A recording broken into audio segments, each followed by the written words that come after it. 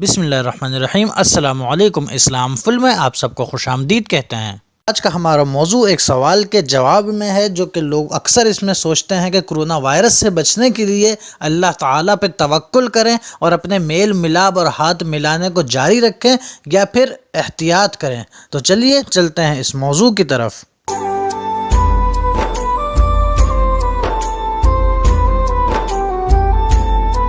Corona virus کی وبا پوری دنیا میں اس قدر پھیل چکی ہے کہ اب پوری دنیا کا ہر شخص اس بارے میں بہت ہی زیادہ فکر مند اور بہت ہی زیادہ سوچ میں پڑا رہتا ہے کہ اپنے آپ کو بچائے کس طرح سے اور کیا کیا اقدامات اس کے تدارک کے لیے کرے۔ البتہ اس حوالے سے مسلمانوں میں دو اس طرح کی سوچیں پیدا ہو گئی ہیں۔ ایک سوچ یہ ہے کہ کہا جاتا ہے کرونا وائرس سے بچنے کے لیے ہر ظاہری اسباب اپنایا جائے اور ظاہری اسباب ہی کے ذریعے سے کرونا سے بچا جا سکتا ہے، جبکہ دوسری طرف ایک سوچ یہ پیدا ہو گئی ہے کہ کرونا وائرس سے بچنے کے لیے احتیاط وغیرہ نہ کی جائے، لوگوں سے میل ملاپ جاری رکھا جائے، مسجدوں میں آنا جانا جاری رکھا جائے، اسی طرح گلے ملنا اور ہاتھ ملانا جاری رکھا جائے اور فقط اللہ پہ توکل کر لیا جائے کہ اللہ تعالیٰ خود اپنی رحمت سے بچا لے گا۔ اور اگر ان دونوں تصورات کا جائزہ لیا جائے تو یہ دونوں تصورات اسلام میں جہالت پر مبنی ہیں کہ فقط ظاہری اسباب اپنا کر اللہ پہ توکل نہ کرنا یہ بھی جہالت ہے، اور تمام ظاہری اسباب چھوڑ کر فقط توکل کرنا یہ بھی جہالت ہے۔ جبکہ اسلام کی حقیقی تعلیمات تو یہ ہیں کہ بندہ بچنے کے لیے ظاہری احتیاطیں بھی کرے اور بچنے کا وسیلہ اللہ کو سمجھے اور اللہ کی توکل اور بھروسہ کرے، کیونکہ یہی توکل کا معنی اور مقصد ہے، جیسا کہ اللہ تعالیٰ نے قرآن مجید میں فرمایا وَشَاوِرْهُمْ فِي الْأَمْرِ وَتَوَكَّلْ عَلَى اللَّهِ، یعنی اللہ نے جب اپنے آپ پہ توکل کا امت کو سکھایا تو فرمایا یہ کہ پہلے اپنے معاملات میں مشورے کرو آپس میں، پھر کسی ایک بات پہ متفق ہو جاؤ، پھر اللہ پہ بھروسہ کرو۔ یعنی اللہ تعالیٰ نے براہ راست یہ نہیں کہا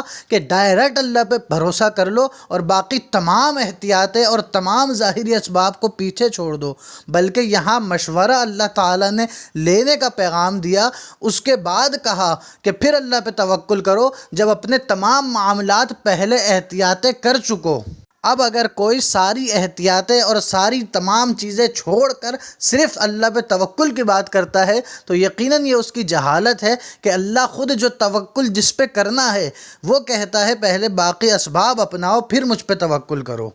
اور اسی توکل کے حوالے سے حضور اکرم صلی اللہ علیہ وسلم سے بھی سوال ہوا۔ جامع ترمذی کی حدیث ہے کہ صحابی نے حضور اکرم صلی اللہ علیہ وسلم سے پوچھا کہ یا رسول اللہ، میں اپنا اونٹ باندھ کر پھر اللہ پہ توکل کروں یا اونٹ کھلا چھوڑ دوں اور پھر اللہ پہ توکل کروں؟ تو حضور اکرم صلی اللہ علیہ وسلم نے فرمایا کہ پہلے اونٹ کو باندھ لو پھر اللہ پہ توکل کرو، یعنی پہلے ظاہری اسباب کر لو، اللہ پہ توکل پھر کام آئے گا۔ اور اسی طرح کچھ لوگ جو تھوڑا معتدل رہنے کا دعویٰ کرتے ہیں اور یہ سمجھتے ہیں کہ چلو تھوڑی بہت احتیاط بھی کر لو، مگر یہاں پہ آ کے بڑی سختی کا مظاہرہ کرتے ہیں کہ اگر کوئی تعلیمات اللہ رسول کے خلاف ہیں، کوئی احتیاطیں اللہ رسول کے خلاف ہو رہی ہیں تو اس کو فوراً منع کر دیتے ہیں، انکار کر دیتے ہیں کہ ہرگز ہرگز اس طرف نہیں جایا جائے گا کیونکہ یہ تو سنت کا انکار ہے۔ جیسے کہ ہاتھ ملانے کے بارے میں اکثر لوگوں کو یہ اشکال ہوتے ہیں کہ ہاتھ ملانا تو یہ سنت ہے، مصافحہ کرنا، تو اس کو کیوں چھوڑا جائے؟ احتیاط اپنی جگہ مگر سنت ترک کرنا تو نہیں کیا جائے گا۔ تو ایسے لوگوں کو بھی تھوڑا معتدل ہونے کی ضرورت ہے کہ وہ لوگ بھی تھوڑا عقل سے کام لیں، تھوڑا پڑھیں پھر دیکھیں کہ حدیث پاک ہے صحیح مسلم کی کہ ایک وفد آیا حضور اکرم صلی اللہ علیہ وسلم کے پاس، اس میں ایک شخص تھا جو مجذوم تھا، جذام تھا اس کے ہاتھوں میں، حضور اکرم صلی اللہ علیہ وسلم سے بیعت کرنے آیا۔ اب وہی سنت دیکھیں جس سنت پر لوگ اعتراض کر رہے ہیں، کہ ہاتھ ملانا سنت ہے تو اس پہ احتیاط نہ کی جائے، وہی سنت دیکھیں حضور اکرم صلی اللہ علیہ وسلم کی کہ وہ شخص جو بیماری والا تھا، مجذوم تھا، جس کو جذام تھا، حضور اکرم صلی اللہ علیہ وسلم نے اس سے ہاتھ نہ ملایا اور اس سے کہا کہ جاؤ تمہاری بیعت کر لی گئی ہے، بغیر ہاتھ ملائے حضور نے بیعت کر لی۔ تو اگر وبائی مرض ہو کوئی یا مرض لگنے کا خوف ہو تو ہاتھ نہ ملانا سنت مصطفیٰ ہے۔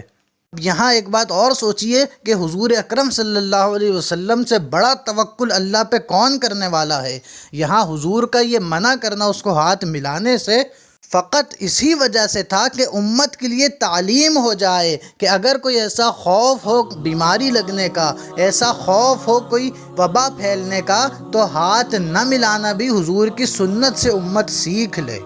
تو ہمیں چاہیے کہ ہم اتنا سختی کسی طرف نہ کریں، بلکہ دونوں طرف نارمل رہیں اور معتدل ہونے کا ثبوت دیں کہ احتیاط بھی کریں اور اللہ پہ بھروسہ بھی کریں۔ ایسا نہ کریں کہ ساری احتیاطیں چھوڑ دیں اور پھر اللہ پہ توکل کا نام لیں، اور ایسا بھی ہرگز نہ کریں کہ فقط احتیاط کریں اور اللہ رسول کو بھول جائیں، بلکہ دونوں کو ساتھ رہ کے چلنے میں ہی فلاح ہے کہ کوئی فقط احتیاط سے نہیں بچ سکتا، بچے گا تو اللہ کی رحمت سے بچے گا، اللہ تعالیٰ کے توکل سے بچے گا، اللہ تعالیٰ کی عطا کردہ شفا سے بچے گا۔ السلام علیکم ورحمۃ اللہ۔